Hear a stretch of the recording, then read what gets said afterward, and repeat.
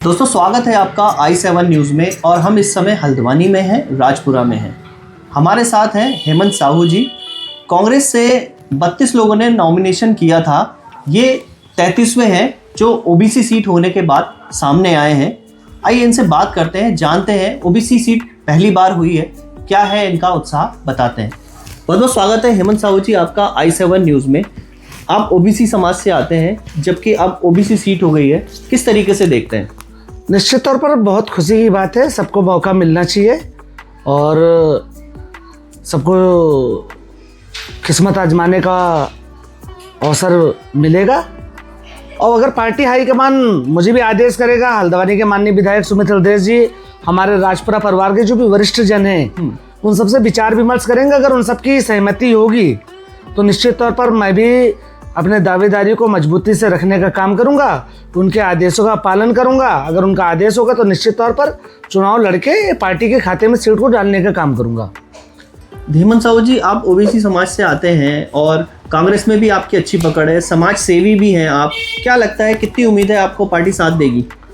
देखिए, अभी शीर्ष नेतृत्व से पूरी तरह से बातचीत तो नहीं हुई, लेकिन अगर शीर्ष नेतृत्व ने आदेश दिया मुझे चुनाव लड़ने के लिए तो मैं यहाँ के जन मुद्दों को लेकर, हल्द्वानी में जो महत्वपूर्ण मुद्दे थे उनको लेकर हमने पिछले कई वर्षों में बहुत संघर्ष करने का काम किया। चाहे यहाँ की बदहाल स्वास्थ्य सेवाओं को ठीक करने की बात हो, चाहे सड़कों को लेकर आंदोलन हो, चाहे जनहित के कोई भी मुद्दे हों, जब भी मुख्यमंत्री आए हैं तो हमने उनका भी विरोध करने का काम किया। तो जनता के हितों के लिए तो हमने सदैव प्रयास किया है और घर घर हमने पहुँचने का काम किया है। हर समाज में हमारी पैठ है।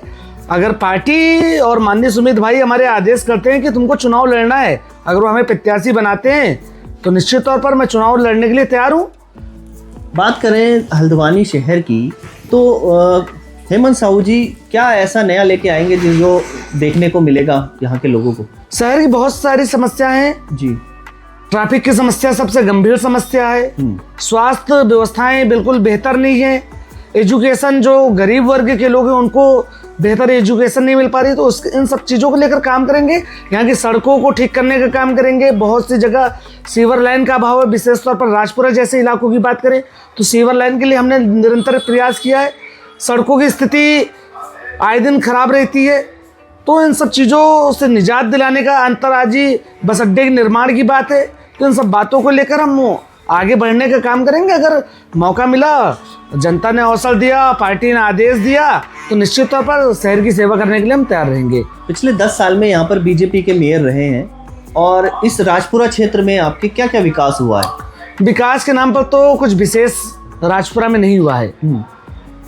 जनता को अपनी समस्याओं के लिए लगातार जूझना पड़ा है। जब हमने यहाँ पर धरने किए, प्रदर्शन किए, आंदोलन किया तो जो काम होने चाहिए कुछ हुए, कुछ नहीं हुए।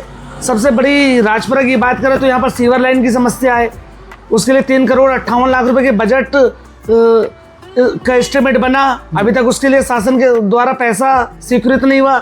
केंद्र सरकार से मंजूरी मिल गई, राज्य सरकार से भी मंजूरी मिल गई, डीपीआर बन गई, टेंडर हो गए, लेकिन जो सबसे महत्वपूर्ण पार्ट है वो काम अभी तक सुचारू नहीं हो पाया, शुरू नहीं हो पाया। तो जनता में निराशा की भावना है। मैंने निरंतर प्रयास किया कि निकाय चुनाव से पहले राजपुरा में सीवर लाइन की समस्या का समाधान हो जाए, क्योंकि राजपुरा में कम से कम 15,000 मतदाता निवास करते हैं।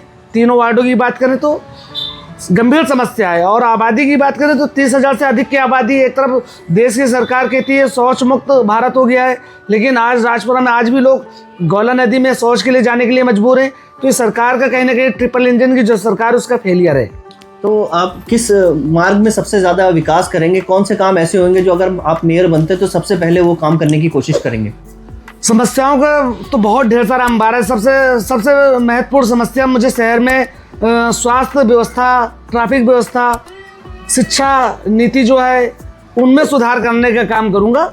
ये क्योंकि बहुत महत्वपूर्ण काम है। और सबसे बड़ा जो स्मैक का काम है पूरे शहर में, स्मैक लोगों के जीवन को बर्बाद कर रहा है, युवाओं को भविष्य चौपट कर रहा है। कहता चले तो कि नशे पे प्रहार करेंगे आप? बिल्कुल, निश्चित तौर पर इन सब बातों को लेकर काम करेंगे। पार्टी का आदेश सर्वोपरि है। पार्टी का आदेश होता है, हल्द्वानी के माननीय विधायक सुमित हृदयेश जी आदेश करते हैं, हमारे क्षेत्र के जो वरिष्ठ जन है उन सब का आदेश और मार्गदर्शन जैसा होगा वैसा काम करने का काम करेंगे। मान लीजिए अगर कांग्रेस नहीं टिकट देती है, क्या आप जो है निर्दलीय भी लड़ सकते हैं? नहीं, निर्दलीय नहीं लड़ेंगे, फिर ऐसी स्थिति में पत्नी को पार्षद का चुनाव लड़ाएंगे। अच्छा, और एक बात और कहना चाहेंगे, जैसे मान लीजिए कोई और ओबीसी का कोई और चुन लेती है कांग्रेस पार्टी, तो क्या उसको भी जोर और शोर से लड़ाएंगे? निश्चित तौर पर पार्टी के आदेश का पालन, हल्द्वानी के विधायक माननीय सुमित हरदेश जी के आदेशों का पालन, जो हमारे इलाके के वरिष्ठ लोग हैं, हमारे क्षेत्र की जो सम्मानित जनता है, मातृशक्ति है, युवा साथी हैं, बुजुर्ग साथी हैं, उनके आदेशों के आधार पर हम चलते हैं, क्योंकि उन्हीं के आशीर्वाद से हम यहाँ तक पहुँचे।